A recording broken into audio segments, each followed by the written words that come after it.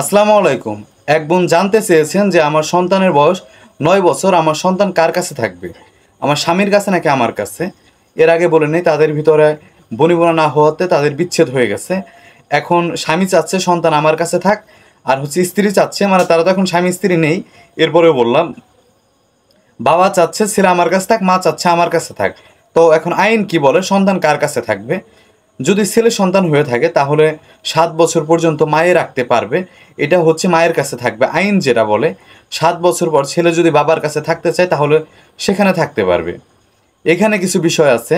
7 বছরের পর ছেলে যদি মায়ের কাছে থাকতে চায় তাহলে বাবার কোনো অধিকার নাই ছেলেকে নেওয়ার।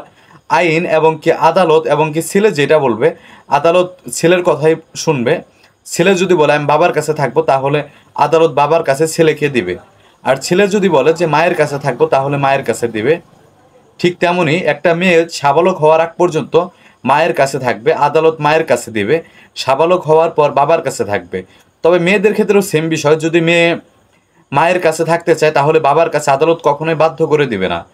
তো বিষয়টা বুঝতে পারছেন। এখানে আরেকটু বিষয় বলি, ভরণ পোষণের যে বিষয়টা, ছেলে মেয়ে উভয় যদি মায়ের কাছে থাকে এরপরেও কিন্তু ভরণ পোষণ বাবারই দিতে হবে।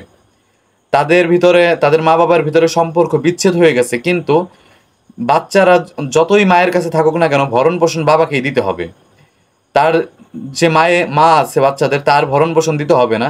তার ভরণ পোষণ, তাদের সম্পর্ক যখন বিচ্ছেদ হয়, যখন ডিভোর্স দেয়, ডিভোর্স দেওয়ার সময় যে 3টা মাস থাকে, ওই সময়টুকু শুধু মায়ে ভরণ পোষণ পাবে। এরপর মায়ে কোনো ভরণ পোষণ পাবে না। তবে সন্তানদের ভরণ পোষণ দিতে হবে যে পর্যন্ত সন্তান সাবালক না হবে একটা মেয়ে। আর ছেলের ক্ষেত্রেও ভরণ পোষণ দিতে হবে, এবং কি আদালত চাইলেও বাবাকে দিবে না, কারণ ছেলে যেটা বলবে সেটাই শুনবে, মেয়ে যেটা বলবে সেটাই শুনবে। তবে 7 বছরের পর ছেলে যদি বাবার কাছে থাকতে চায় তাহলে বাবার কাছে আদালত গ্রহণ করবে। সমস্ত বিষয়টা বুঝতে পারছেন। ভিডিওটা এখন শেয়ার করে দেন। শেয়ার এই জন্য করবেন কেননা আশেপাশে অনেকেই এই আইন সম্পর্কে জানে না। আপনার শেয়ার করার জন্য আইন সম্পর্কে জানতে পারবে এবং কি আদালত পর্যন্ত পৌঁছাতে হবে না। ধন্যবাদ সকলকে। আসসালামু আলাইকুম।